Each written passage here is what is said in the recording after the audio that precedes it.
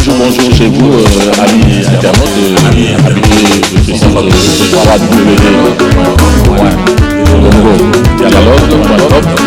Je pense que vous êtes. Alors,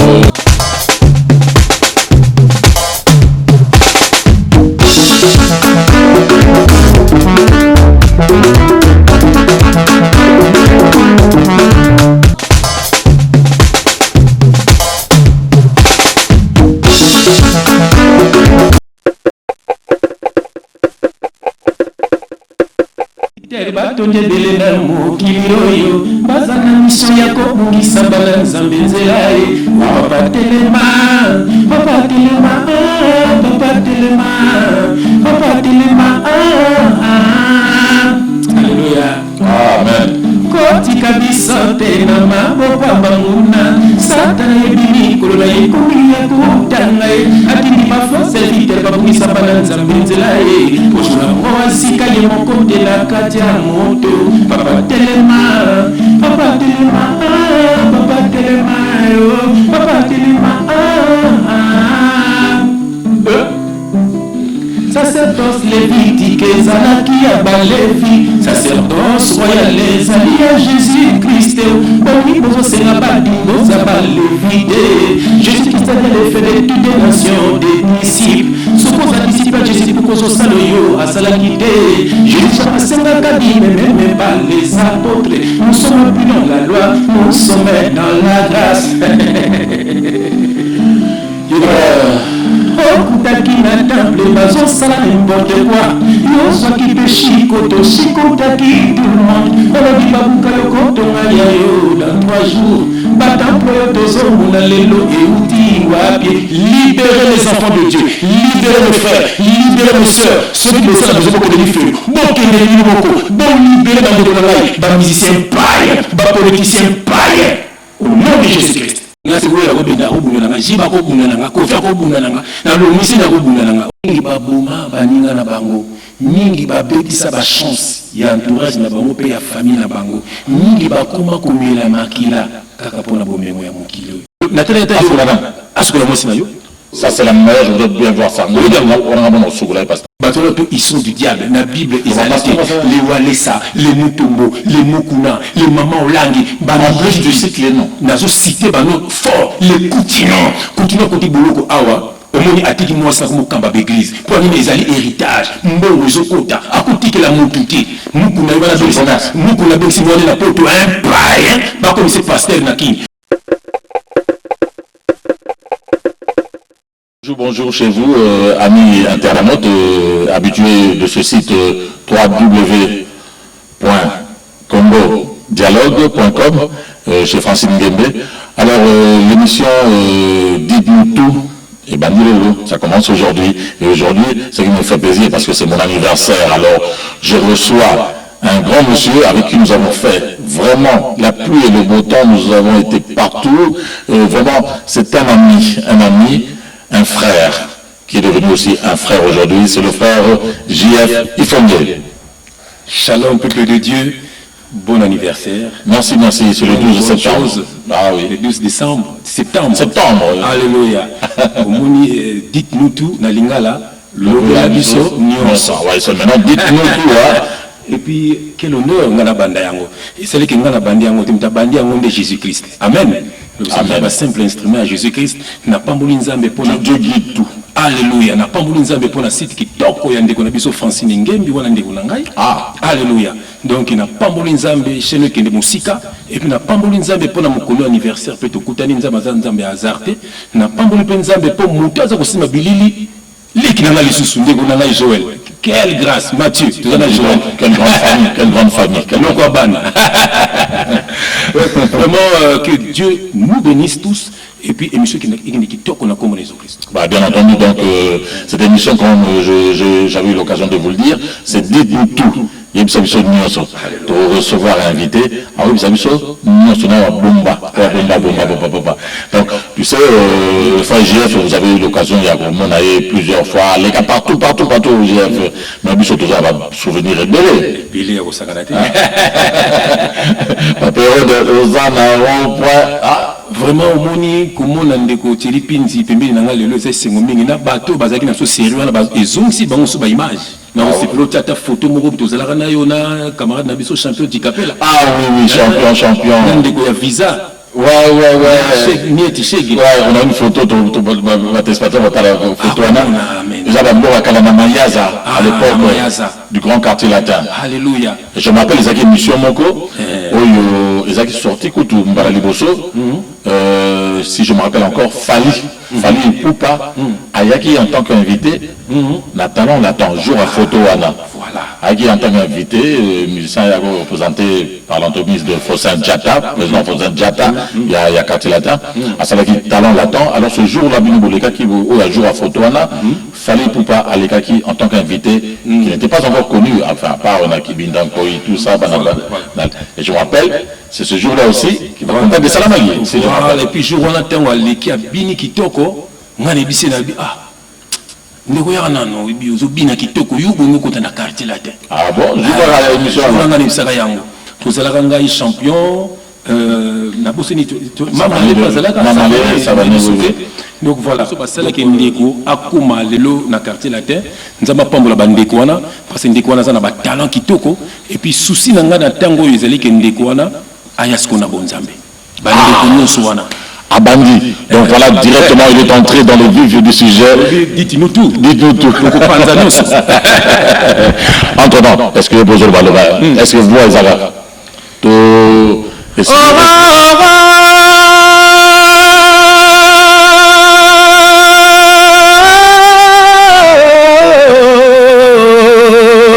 bisaka bango nyonso ezali oh là là mais nzambe ndi abengi biso en tout cas frère ni na bondi penza voana oli kaso basali na kangamba ba pema wa na moni na guitare évidemment il a d'abord toujours ça le biso le moko nzemoko on a quoi na coulisse aux oyembana repentance ah ça le biso mon frère avant toi entamer tu dois nous dire tout à la repentance tout donc alikolanga nzembo yo bolanda yango nzembo boka malobeza na kati na nzembo yo vraiment nayebi ke ata mutu moko akobika na nzembo moko alelo na kombo na Yesu Kristo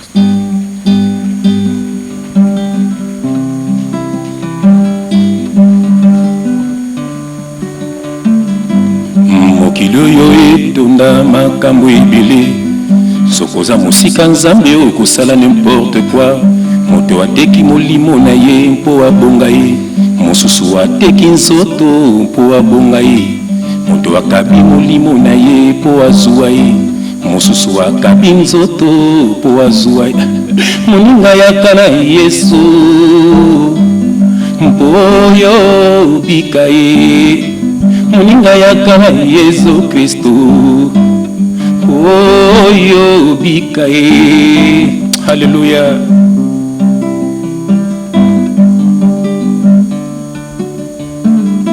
Mingi babomba baninga kaka pona koluka bomengo mingi babebisa entourage na famille na bango kaka pona koluka bomengo mingi bamelaka makila kaka pona koluka bomengo andeko na ngai andeko na ngai nzamba kela yo mpona bongo te nzamba kela yo mpona bongo te o mama bota yo mpona bongo te mama bota yo mpona bongo te o haleluya tobongola mitema bandeko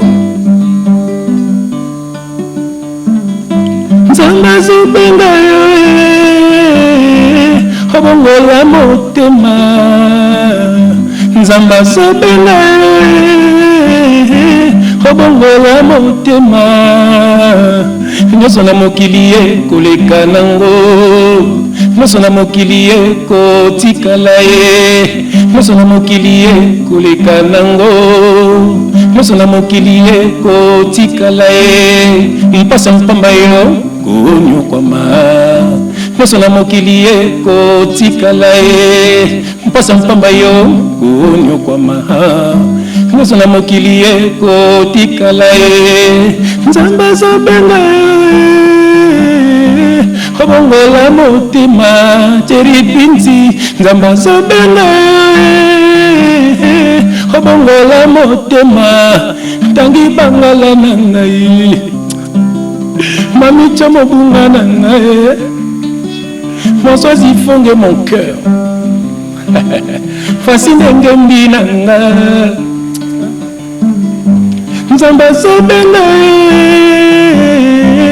obongola motema bijoué malonga nembata bandeko na ngai kati na nkolo alleluya nyonso na mokili ye koleka nango nyonso na mokili ye kotikala ye nyonso na mokili ye koleka nango nyonso na mokili ye kotikala ye alléluia mpasa mpamba yo konyokwama.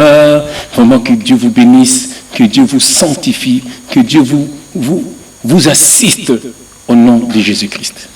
À toi, merci, Fajia Fawebige. Dis-moi, Salinga va chat de poule. Non, c'est super. Vraiment, Nakosayote, c'est là, non, le comment c'est là.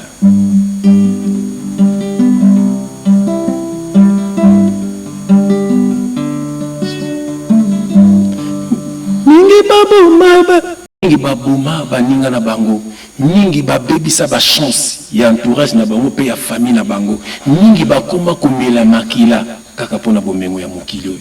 Et tu l'as fait toi? Bonne émission. Oui. J'espère que nzembo yo ekokangola tande ko moko ngana biloko moko baninga na ngatu otebeta na babino musique na za contre binoté mais eza mission nzamba pe singai pour na kulamusa bato bazana aveuglement nazalanga contre binoté na lingara bino mingi boyebi. Donc si je comprends bien en somme donc un bon musicien, si vous êtes un musicien, il faut oyembela kaka okotaka musicien ba chanson chrétienne. Déjà elle ça na bondela tamoké. Ouais, ben, on est là pour dire tout. Hein? Alléluia. Merci pour mon quoi. Alléluia. Aliazar, tes papa. Merci mon côté singana ndikunanga chiripi nzambe pezeli mokolo pa ko kisimbola mususu na bomo inaye.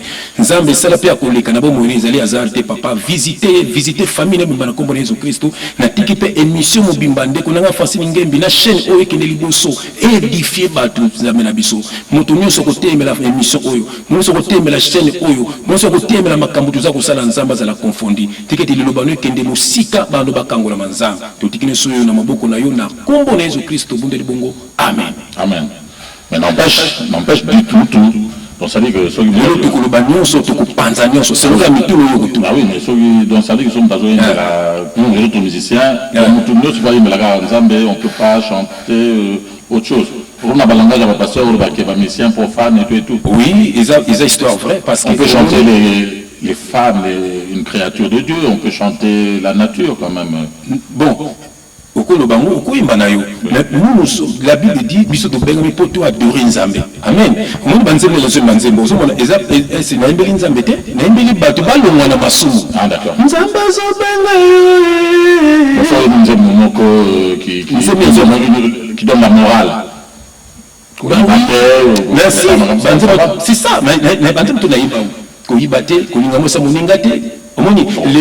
Tu peux chanter l'amour, mais voilà, mais tout ça c'est l'amour. Déjà, c'est l'amour, c'est ça l'amour. Je peux chanter l'amour de ma femme. Mais oui, mais c'est quoi au moins il a dit maman Françoise mon cœur, mais Nzambe ya Nzambe. Na comme si Nzambe pe na comme si moi si na répond bibi to linga bas na sinenge Christ linga rabiso. Amen. Mais le oyo ba misi oyo ba ya mokili. Amen. Bango baza ko imbela uta.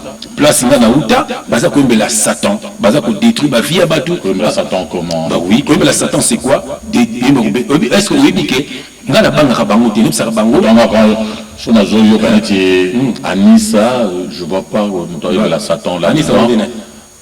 Anissa, c'est une jolie dame. Amen. Une madame. Je ne vois pas qu'est-ce qu'il y a de Satan là-dedans. Je vois sur ma voiture de la. Voilà. Il y a plein de chansons.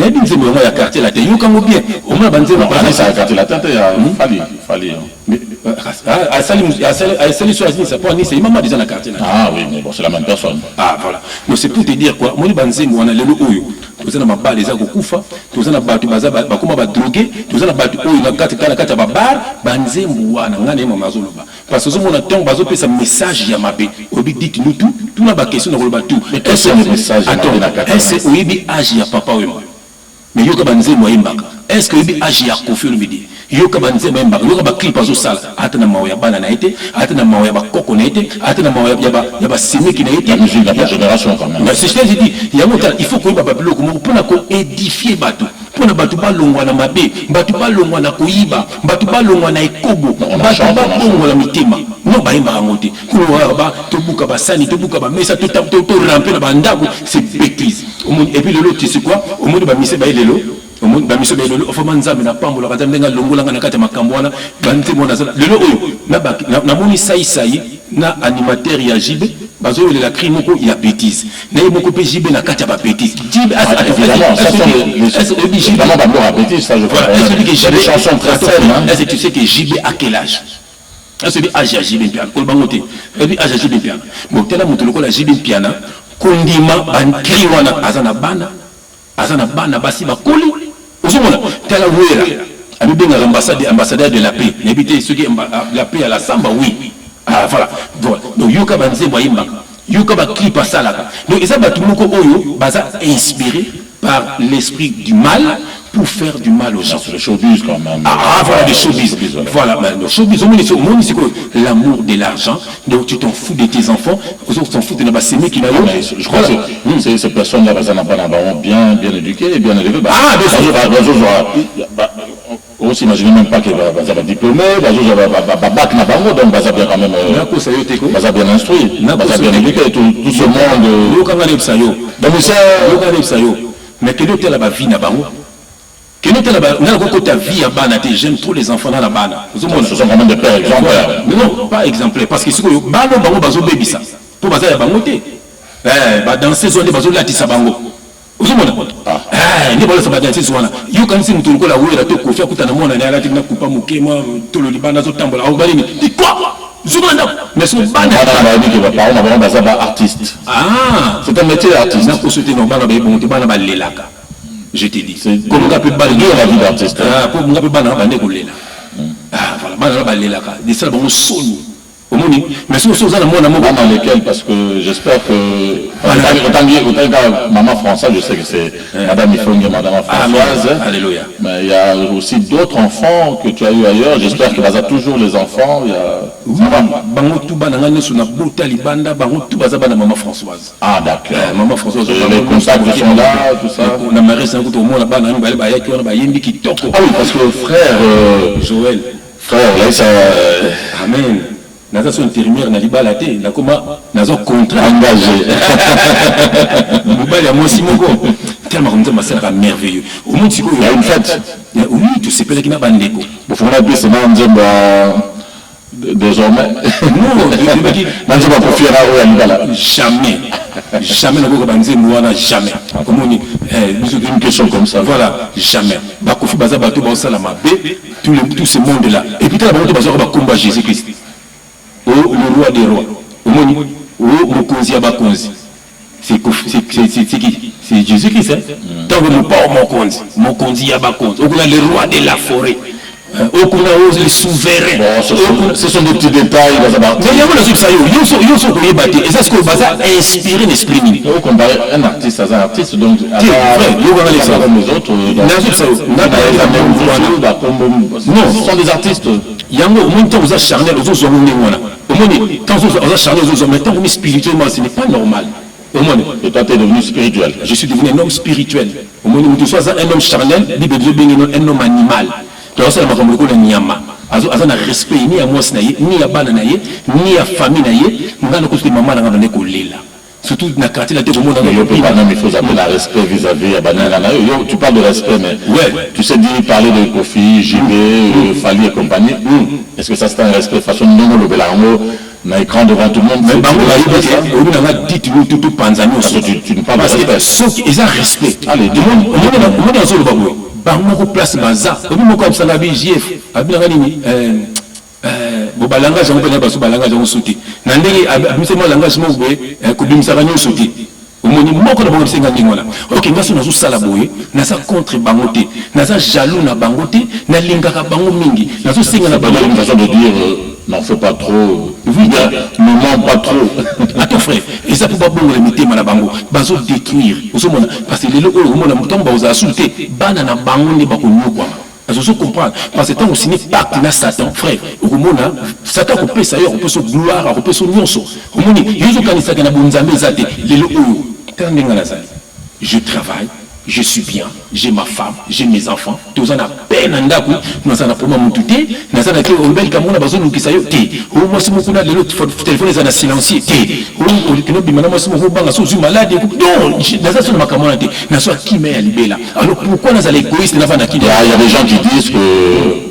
Comment ça, bon, parce que bon, le succès ne marchait plus, c'est toujours comme ça. Un artiste, quand ça ne marche plus, il n'y a plus de succès,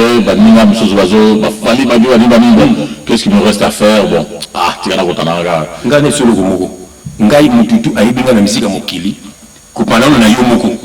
est-ce que succès?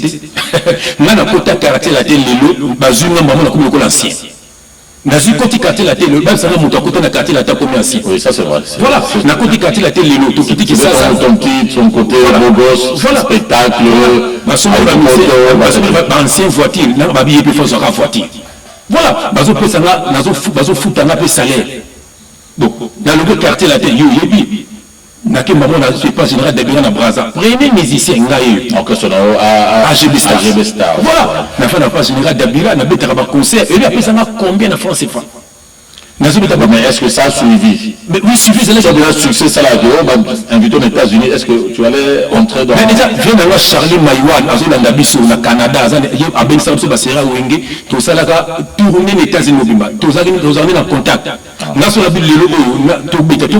Enfin, mais tout ça simplement pour dire qu'il ne faut pas que, parce que tout le monde a plein de gens qui vont il y a toujours une raison quelque part. Les l'appel et Dieu m'a appelé. Mieux suis allé. Taille allé. Vous êtes allé. Couillé mes allé. Tabanzé, combien des émissions? On aurait pu t'appeler à l'époque. Ça se période là. Au moment où. Mais déjà, un peu qu'on a de bassines les alaki. Parce que tu me souviens de ce que tu me souviens. Un artiste, un musicien a connu Yembe Lanzambe, tout ça, les Lanzambe. Au plus vous allez convaincu le jour que nous trouvons Kofi Olomide, vous allez avant pour Kofi Olomide, tout le monde a toujours le lendemain. Conférence de presse. Mais écoutez, il fallait pour pas. Maman, du jour au lendemain, on a commencé à me là. Donc quand on est vraiment au top, alors quand on arrête du tout, alors là je crois que c'est plus, ça marche plus. Là ça marche plus, Yannick, Salani. Voilà, ça marchait toujours. Ça marchait toujours. Là, il y a témoin. Tu es la quartier la tête, même si combien quartier bon les panayo. Combien les cas que il y a le bango. Voilà. Mais ça veut dire que nous avons à peine un mois na poto, na kinara kini. Donc chaque année sur les poteaux, na les poteaux na kanisi bilo qu'on a na kiti qui na seul orchestre na kina producteur na général d'Abira s'il vous plaît. Ah bon, nous c'est que ensemble d'Abininga et puis nous na salaka. Et le zanga yambote, le zanga tina suma voiture, na suma pe bina kitaki na côté na ça ta single. Mais c'est qu'une zamba bengi ngai. Yo nous ba au succès. Bon batu o no succès c'est le la musique. Ko bana bata tina bana miki. Oui bon. Ko bana batu de beta la carte la baso na succès baso forcé. Ko bana batu bakina na wenge mesure mais basi baso forcé. Ils attendent l'appel. Voilà. Donc ça veut dire que ce qui nzamba bengi c'est comme succès des ça qui nzamba. Voilà donc on va comme dire benga frère Carlito. Oui Carlito. Quand on s'est dit disque naïe. Le Kolomassi, ce qui dit, disque, moi, c'est que c'est la succès. Disque, il y a qui panza, au moins, moi, succès. Disque, il y a disque, les bêtes en la baba, mais il y a qui n'a pas panzambé. Au moins, il engage à personne dans le barani. Donc, si je comprends bien, voilà. Donc, si je comprends bien, ce qui n'a monnaie bien, dites-moi tout. Donc, Dieu, le Seigneur, ne donne pas le talent. Si. Il donne du talent. Ah oui. Donc, ça veut dire qu'un musicien vous appelle un succès sans qu'il Asimbakisi, toi, Zalana Diable derrière son dos. Mais c'est un combo moko. Bah, tous les autres, les Fali, les Kofi, les Sibé, les Wera, les Ferré, les... Nanya Kosi. Oh, donc, par contre, Bazana, au moins, nous savons que nous avons appelé ça talent. Talent, ça me talent. On succès. Il y a le mot. Au moins, quand il y a un mot, il micro. Donc, mon tour, il y a des macambas qui journalisme. Dans un talent. Quand on a dit du sport, frère, n'a pas gagné la benga. Ah, frère. Oui, tu dis qu'ils ont observé la moni, donc, n'a solo bafuma, y est, là, oui, parce que, comment se fait un talent, c'est le même, je vais se dire, bah, ça va, on a mis un talent, on a dit, c'est bon, forcé, ils ont dit, bah, qui va kiss. Toujours, on a bango. Mon talent, il y a talent. Je ne voudrais pas que je me souvienne de la règle, mais si vous avez dit, pour dire, c'est ça, la plus parade, il y a la club de stars, si vous avez dit, Dieu peut donner un talent, un succès. Si vous avez un talent, ok, c'est quoi, ok, c'est un kissi. Ok, tu dis que bon, bah, c'est un peu kissi. Naïvi, parce que dans le monde, oui, mais toi, voilà, il y a un monde il y a musique, il y a un monde il y a monde de musique, il y a des bandeko, il y a des politiciens, est-ce qu'il y a des politiques qui c'est pas tout, attends, un commerçant, voilà, un commerçant, alors vous allez me donner ça au commerce, il faut toujours ça dans qui si. Mais tu n'as pas dit, maintenant le logo vite fait. Dieu ne donne pas, Dieu donne du talent. C'est un atteint le logo donc, oui, donc, Michael Jackson, nous sommes dans Bazari, Michael Jackson, nous qui nous mêmes, je te dis, nous qui nous mêmes, ça n'a pas été le Proverbe 10, verset 22. Que dit-il? Voilà, j'ai lu le tenir Jésus-Christ. C'est la bénédiction de l'Éternel qui enrichit et il ne fait suivre d'aucun chagrin. Alors, on a un problème. Attends, je te dis, nous sommes qui te dit que ces gens-là ont du chagrin? Ils ont la bénédiction du Seigneur. Laisse-moi te dire aux États-Unis, sur la Zoken.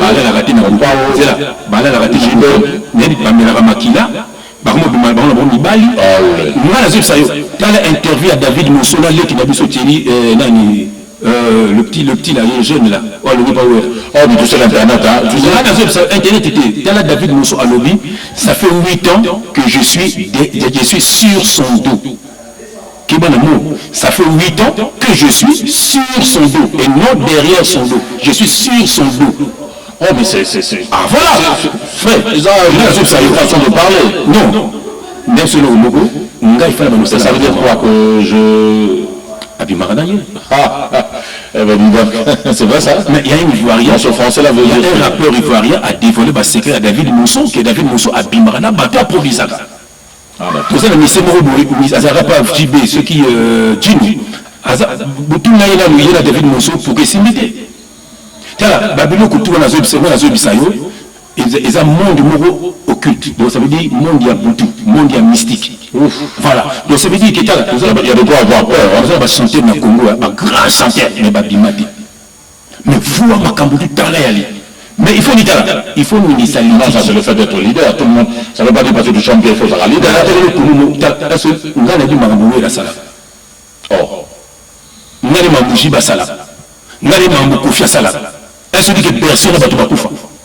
Est-ce que vous avez dit que nous avons à l'Ouapé quartier la TP, à Paris, à Benanga? Mais tout le monde, il y a toujours des barricades. Moi, dans ce but, il pas arriver comme ça. Succès qui amène ça. Succès, il faut toujours bien navigation. Tout ça, mais ça arrive. Mais Michael Jackson, Michael Jackson a signé qu'il pacte. Frère, tu as un clip. J'ai le Saint-Esprit avec moi. Tu as un clip à Michael Jackson. C'est toujours un message. Tu as un clip là-bas. Même Beyoncé, un clip là-bas. C'est pour transmettre un message. Oui, tu as là, il fallait ma photo, et puis tu as tout le monde innocent, il y a quoi fallu. Il y a plus mais ce que tu n'as pas la timide. Où est la Tarabo? Où est la Tarabo? Ça veut dire quoi? C'est des signes kabbalistiques. Ah, ben dis donc, j'aurais peur maintenant d'utiliser ma main sur la tête aujourd'hui. Eh, c'est le bouche. Parce que vous n'avez pas dit, et tu vas signer la main. Ils ont un signe aussi, les amis. Je ne sais pas ce que c'est un signe qu'on voit pas. C'est le diable, masséqué. Ah bon? Oui. Mais doit y masséqué. Mon Dieu, je n'oserais plus faire ça. Mais il y a des problèmes au commencer. C'est des problèmes, c'est le Saint-Esprit. Au commencer méchant, comme le Bama. C'est l'amour. C'est la beauté. Le bateau de ma frère, comment un peu plus. Au contraire, il y a des gens très impoli, tout ça. Il y a des gens qui ont dit frère, il y a des gens qui ont toujours battu. Il y a des gens qui ont Il y a un monsieur qui a bien châtié. Alléluia. Amen. Donc on a mourir à battre. D'autant le grand mabé, musicien, ils ont tous les amis. C'est parce que je les aime. Et puis la seule ligne à battre. Mon bateau, c'est bateau, ils sont là. C'est bon, et ça na danseuse ou à quartier la terre na poto ouais mon colisali a témoigner donc on m'a confié ça là est-ce que Kofi ils ont sur à ben de danseuse makila comme quoi qu'il faut passer un examen avant booking de poto ba mon rata ba résultat d'examen wana ti tu veux tout mais Kofi azona ngana makila ba tono ben da besoin non peut-être aller ba danseuse pas à l'enfant mais il va à l'enfant amela ka makila wana amela ka yango c'est ça examen médical le problème dans tout boulot tous les ministères bassin la robe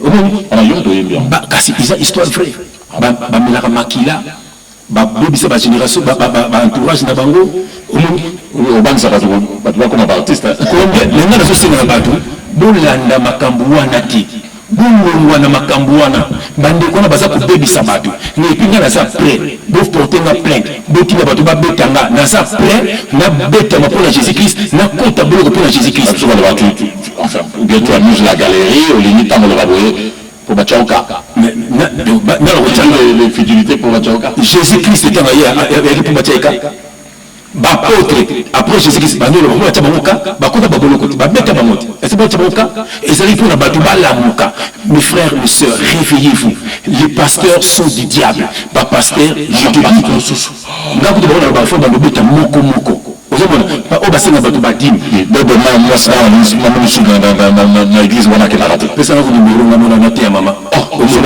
ba oui ba maman ba mbolo oh ba maman yaka mon de tout l'argent j'envoie ozomona ba sanga na maman ba le bilimu boso ba sanga maman je pour rambo il faut rater tinda yokate ba sanga ba la maman mulimu boyo ka likambo mais que maman yoke osanga na maman o le maman mulimu bon papa ça le milimu parce que moi si ne fait papa abi ma pena moi si ne fait milimu oh au moins on ba sanga na bino comment passer au ballon que ne faut la soukola yo na tête asura moi si na yo ça c'est la meilleure je dois bien voir ça on a soukola parce mais je comprends pas soukola qualité kaka basi ah mais moi si il y a eu une belle choriste qui je dirais pas non hein si choriste ça va ça au sur là mais ça la yangote frère ils sont du diable la Bible ils ont les walesa les mutumbo les mukuna les mamans olangi banabri de cycle nazo cité bano fort les continent côté boloko awa omoni atiki moi ça mukamba d'église pour les ali héritage mbongo zokota akutiki la mututi mukuna wana zonas mukuna bosi wala la poto un païen pas comme ce pasteur na king. Donc, parole de Dieu, mon côté, je vais finir à faire une image, il y a Mukuna, Azotea, sur la sanctification, sur le royaume des cieux. Il y a Walesa, Azotea, sur la foi. Internet. Internet, miracle, le magicien, les faux prophètes, détruire le peuple de Dieu. Walesa, na Bible ça, on peut pas ni, na kosa. Ba walesa na ba camarade ba wera. Walesa asamela wera ki wana yi wana kama siko ko kangaka. Bon pasteur Rose à la camarade na. Mais abengaki évangéliste. Ndio kanidi asa la de comment tu sais c'est un frère faut mon kini walesa nenga le kaka. Faut mon na walesa tant que kana nzela mais qui est glorifié? C'est Jésus-Christ ou c'est toi? Moi je ne suis pas glorifié. C'est Jésus-Christ qui est glorifié parce que moi je parle de la part de Jésus-Christ. La seule que c'est parce que bon la mitema. Makamanda mais ce n'est pas la religion. Religion c'est fondement ya bato mokili. Auto salaboye, toi na chaîne à 2 jours, toi na chaîne à 40 jours, toi salaboye, toi une église, pour combler. Bah ça c'est les gens et Dieu n'est pas dans ces histoires. La Bible dit le vrai adorateurs adoreront le Père en esprit et en vérité. C'est l'onction en tout cas. C'est le Saint-Esprit qui commence à parler sur le temps. Alléluia. Donc je suis avec un Saint-Esprit là. Que Dieu te bénisse. Les hasards, frère. Au moment où tu l'ingana no banda na mukili les hasards. Les hasards. Ngana bango za musa, ngana sa musa na muni chiripi za musalanza. comment François Linga voilà le quartier comment François qui t'a qui on va filmer lui c'est la bah oui on a à la belle époque et puis c'est voilà vous avez Zabalé alléluia et c'est au vite qui pinza bien écoutez mais c'est bien donc ça veut dire que et puis là le barango Anthony Souel nous regarde madame il faut Françoise Moutula bien le Seigneur beaucoup de pasteurs ils ne sont pas de Dieu déjà nous pas béni pour nous pas pasteur nous avons il n'y a aucun pasteur qui à tes yeux qui trouve déjà un seul comme tu as dit ngaï prophète tel ngaï apôtre tel le banné déjà ferme ta bouche oh ouais le banné ferme ta bouche tu n'es pas de Dieu. Parce que nous sommes tous des frères. Non, je ne crois pas que moi c'est normal que nous soyons église. Frère, agent pas la catholique. Mais c'est spirituel. Moi j'ai besoin de frère, tu me m'a dit on a tes sens. Ma belle ça Jésus, tu me mettras quelque chose en poche. Je vois que tu nous as ouvert la Bible. Et tout passe par la Bible. Hein. Toute la vie passe par la Bible parce que la Bible est amour. La Bible c'est l'amour. Oui. Matthieu 23, verset 6. Je le nom de Jésus-Christ. Ils aiment la première place dans des festins et les premiers sièges dans les synagogues. Ils aiment à être salués dans les places publiques, à être appelés par les hommes rabbi qui signifie maître. Mais vous, ne vous faites pas appeler rabbi, car un seul est votre maître et vous êtes tous des frères. Ah, de tous nous sommes frères. Nous sommes tous des frères. Oh, continuons l'archibishop. Continuons, c'est un païen. Maman là, c'est une païenne. Maman là, qui n'a pas 100 jours, c'est une païenne. Moukouna, c'est un païen. Moutombo, c'est un païen. Nehema, c'est un païen. Nani Souzoïbi. L'église, moi, ma belle, il y a l'église ici. Il y a l'église ici. Il y a ce qu'il y a ici. Il y a puissance, aux forces, aux miracles. Il y a pétrole. Il y a 5 cents. Donc, il va laisser nos mapa, il va laisser nos fin. Donc, ensemble, l'église est à c'est ça. Mais l'église, c'est quoi? L'église, c'est le corps de Jésus-Christ. L'église est spirituelle. Nous sommes tous des frères et sœurs dans le Seigneur. Vous n'avez pas, on peut se rencontrer quelque part quand même. Oui, mais si on peut prier, mais oui, voilà, un groupe de prière, on peut dire, on vient chez toi demain. Mais pas bon, ça en combo, il y a l'église. Et comme il y a comme un pékel, Moïse Mbi, un païen, Moïse Mbi, un païen. Donc pour toi, dès aujourd'hui, plus d'église. Vous vous rencontrez. Au sein de la Ganabandaku, Babi Jésus-Christ, Babi Christ viendra chercher son église. Bon, ben, ça va, église, elle est là. Au municipe, ça veut dire qu'il venait chercher son peuple. L'église, ça veut dire quoi? C'est un mot grec qui signifie un peuple mis à part. Un peuple de Dieu. Donc ça veut dire si je prends Jésus-Christ, la Bible dit quoi? Si on a une bangwa, si on a une bangwa, si on a 2 Corinthiens minga. Ça l'a donc vraiment. Ah oui, frère. Donc vraiment. Si on a 2 Corinthiens 5, verset 17. Si je lui mentionné Jésus-Christ, frère, si quelqu'un est en Christ, il est une nouvelle créature. Les choses anciennes sont passées. Voici toutes les choses sont devenues nouvelles. Comme toi. Bah oui.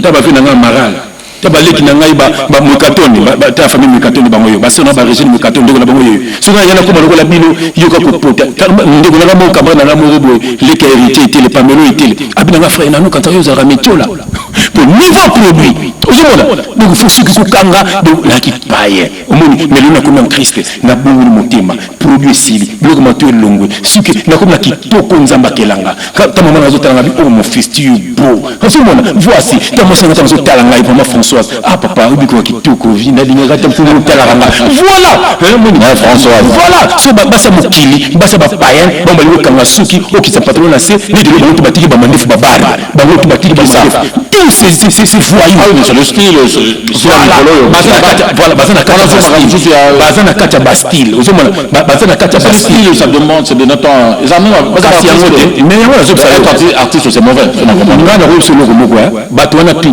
bazana monde à ténèbres bazo quel artiste je suis dans plus que tout le monde en ténèbres finalement Donc il n'y a plus aucun artiste dans le monde. Enfin, bon, dans le monde, il n'y a plus personne dont Dieu a donné le talent. On a tout le talent, mais si on a le talent, on a ça là, il n'y a pas de diable. Parce que parce que ça marche. Ça marche. Attends, ça marche pas. Attends, ceux qui ne sont pas touchés, oui. Au monde, c'est normal. Bon, vous avez un succès normal. Avant, celui qui fait parler de lui, c'est des Nétans. Amen. Voilà. Et puis, donc ça veut dire que succès en Zambie. Aujourd'hui, par jour, tu vas bien.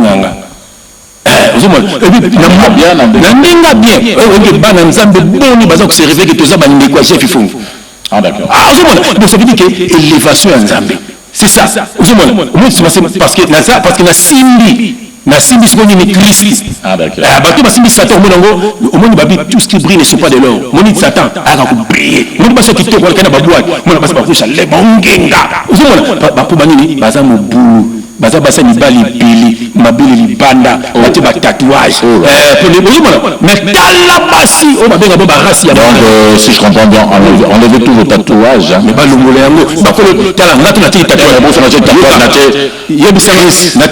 Jésus n'a tatouage, ça va? Non, Jésus a tout de vous. Et sur notre tatouage, on a commis Jésus, ça va? Non, tu ne peux pas faire ça. Tu peux représenter Jésus-Christ n'est logo moté, ni la statue. Non, j'écris, j'ai gagné le catholique, ah, voilà, nous sommes catholiques. Bima kuna, la communion, communion, je te dis frère, je te dis, l'église catholique est allée politique. Par mois. Il y a un président à Rome. C'est le Saint-Siège. Au moins, l'église catholique, il y a un rose quoi. Il y a la franc-maçonnerie, l'église catholique, il y a un peu de choses. Ok, frère Nangaï. Voilà. La Bible, c'est lui qui est accusé. Il y a un témoignage. Yoka, au moins, la Bible, au moins, les politiciens, les musiciens, les Kofi, qui est dans l'église Saint-Luc, qui est dans l'église Sacré-Cœur, qui est dans l'église. Mais alors quoi? Il est une nouvelle créature. Les choses anciennes sont passées. Donc ça veut dire qu'ils ne sont pas Christ. Qui te dit pas qu'ils sont pas de nouvelles créatures et tout ça? Oui, nouvelles créatures. Mais JB, Wera, Fali, Kofi, tout ça. JB, Nicolas, Amoubaka, Klimo, Kindoki. Ils sont des artistes, il ne faut pas les prendre au monde. Au monde, il y a Jésus-Christ, royaume des cieux. La paix, l'amour, la joie. Il ne faut pas crier, il ne faut pas prendre ça.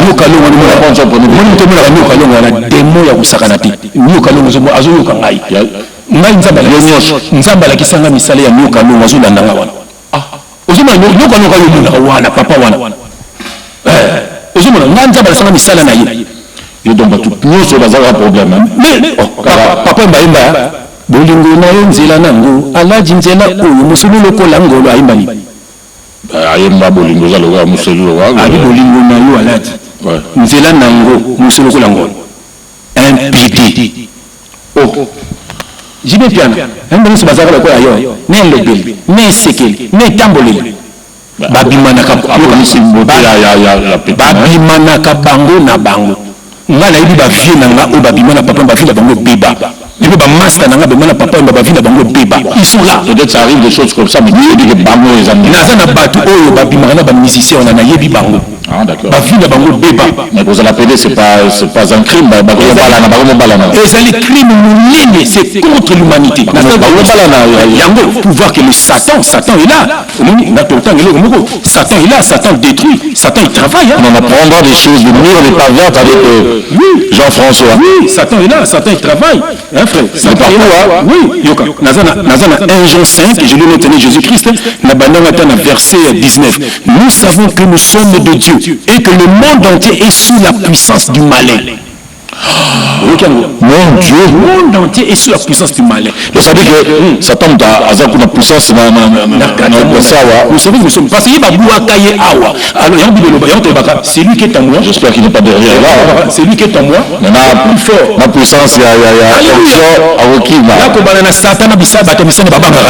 ah d'accord. Tous les pasteurs ont peur de moi. Tous les musiciens ont peur de moi. ozobanga ngai te na c'est quoi appelle ozobanga ngai te abenga ngai na téléphone apesa ngai rendez-vous Non, peut-être ils n'ont pas le scandale.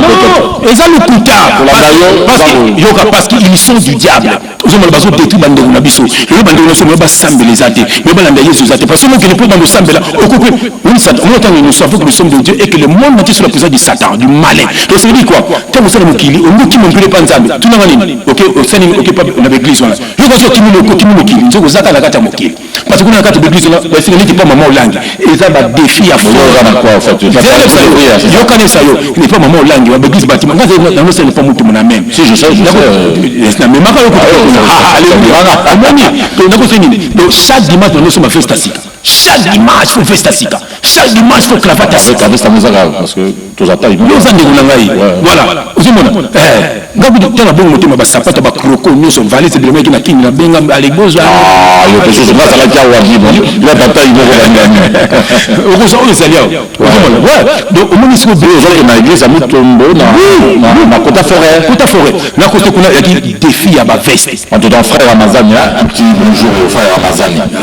Un salon quoi fait il y aura le ministère amen. Il y aura le ministère amen. Donc au vandi na yo, il y a cette wenge El Paris, wenge BCBG, donc ça y est famille à day, donc n'importe quoi n'importe quoi. Tous ces gens là nous sommes dans l'église quoi ensemble. L'église, regroupez-vous, c'est ça. on est un groupe de prières. C'est ça ma groupe. Les ben ça va Jésus-Christ. Prêtre des prêtres à Thomas église. Alors ça qui n'a pas zaché. Peut-être qu'il n'a pas eu le temps. Non, il fallait trop tôt, 33 ans je crois. Tout ça 33 ans à 3 ans, il y a des chiffres prophétiques.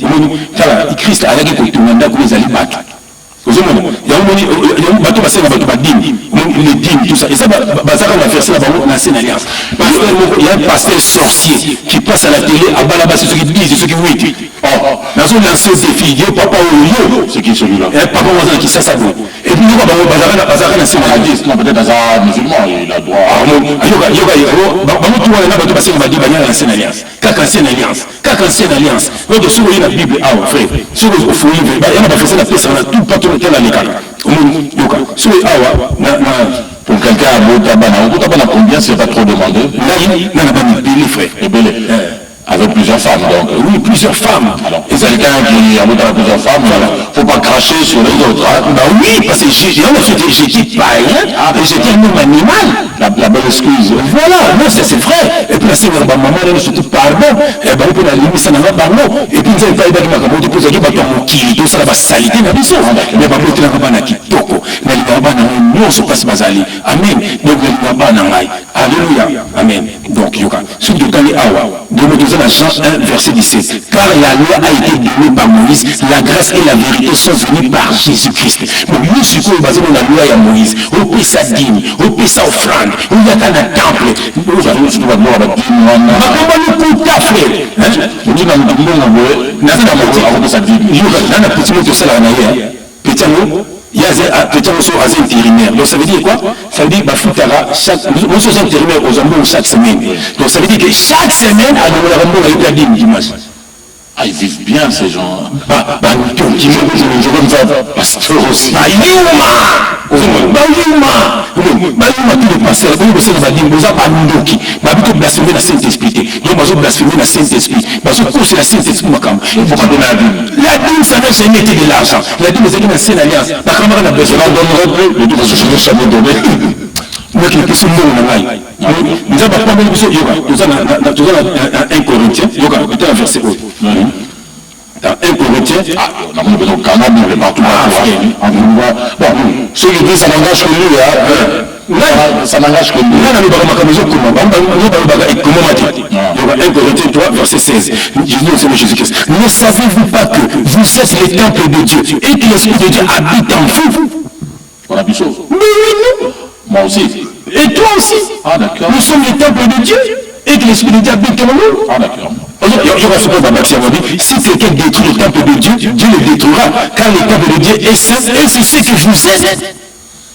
kodétruire le temple de Nzambe okomi ndumba basika ils ont détruit le temple. non kodétruire le temple ezana yoda même cigarette masanga d'accord bakwiti On a la bouteille de bière et puis ça va quoi. oui non mais là on peut te conseiller celui qui a le Saint-Esprit ne peut pas boire ça parce que c'est Christ qui vient en toi d'autant que la masanga Christ me met l'amour. Même parce que tu es les musiciens là, parce que tu es temple de Dieu, parce que tu es dans Bandumba. Tu as dansé, quand danser, ça veut dire que tu es musicien. Donc, un public, tu es bien renseigné ou bien? Mais petit dans la cappuccino. Bah oui, quand est-ce que madame, moi c'est la maman passée, maman pata. Toujours moi dire après c'est une femme pasteur. Asa Jézabel, une femme ne peut jamais être pasteur. Oh, comment ça côté la terre vous avez... Jamais. Bible c'est de la discrimination. Hein? Non, c'est pas moi, c'est la Bible qui nous dit. Donc c'est la Bible, il faut. Mais c'est ça la parole de Dieu. Moi, c'est à comprendre la Bible. Il faut alléluia. Moi, ça va comprendre la Bible. Moi, c'est à Koki Koyemba. Moi, c'est à Koki Kosala Makambo. Moi, c'est une vision très basse. Ce n'est pas moi. C'est la vision très basse de la femme. Toi. Donc moi, c'est la présidente.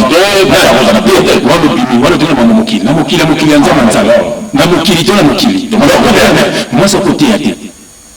Paul dans le bien. Et c'est Dieu qui parle dans la bouche de Paul.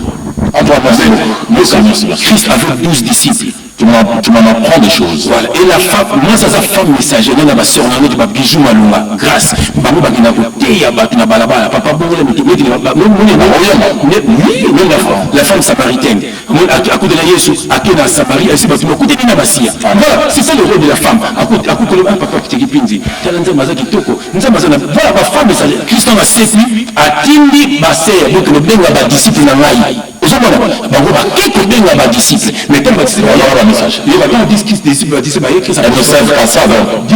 c'est juste après ce que disciple enseignement. Basi tout le monde a de l'église, on a Jézabel. Moi, c'est l'église la carte de l'église, moi, salité. J'ai dit l'église, nous, de Kokota, la carte de l'église, on va Bandoki. L'église, parce que moi, l'église, tout le monde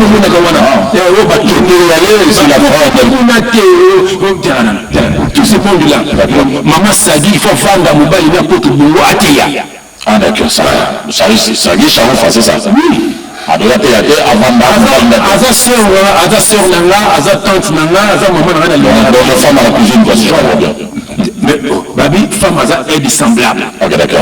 Bon, ce que la maman Françoise, elle dit comment tu peux pas tirer. Voilà, c'est ça la femme. Ok, papa qui nous sale, c'est la papa la médaille. C'est ça, il va. Au moins, on a émancipation. Babi, par contre, c'est pas si bien. Voilà, donc nous, babi, tu m'as pas mal. Ok, merci, tu vas faire. Il faut tellement tendu. Parce que écoute, le témoignage n'a eu goût. Le témoignage prochainement, il y a un témoignage, vraiment, il y a ce que tu as pu passer, ce que tu as fait. Ah, dites-nous tout. Alors, le Bimba, et ça n'engage que lui, bien entendu, www.congodialogue.com.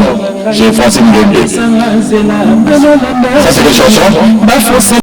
batongi ebele na mokili oyo baza na misio ya kobungisa bana nzambe nzela ye papa telema papa telema papa telema papa telema Alléluia. Amen. Kotika biso te na maboko ya banguna satana yebi mikolo na ye komi ya kutanga ye atindi bafo serviteur babungisa bana nzambe nzela ye kozula mpo asika ye moko te na kati ya moto papa telema papa telema papa telema papa telema sacerdoce lévitique ezalaki ya balevi sacerdoce royale ezali ya Jésus-Christ boni bozosenga badimboza balevi te Jésus-Christ adia le fait de toute nation des disciples soki oza disciple ya Jésus-Christ kozosala oyo asalaki te Jésus amesengaka bino meme ba les apôtres nous sommes plus dans la loi nous sommes dans la grâce okutaki na temple bazosala n'importe quoi yo soki mpe shikoto shikotaki tout le monde olobi babuka yo kotonga ya yo dans 3 jours batemple oyo tozomona lelo euti wapi. Libérez les enfants de Dieu, libérez mes frères, libérez mes sœurs, ceux qui besoin besoin de les faire, bokende bino moko, bon libérer bandeko na ngai, ba musiciens païens, ba politiciens païens, au nom de Jésus-Christ. Ah ben voilà, donc c'était frère Jean-François Ifongé que nous avons reçu dans cette émission début tout, le village et il n'a pas tout dit.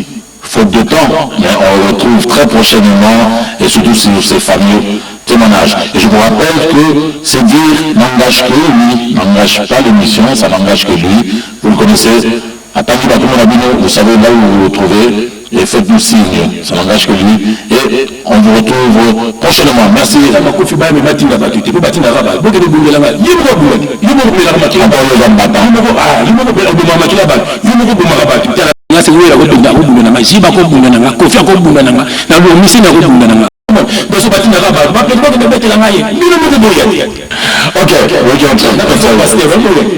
Merci.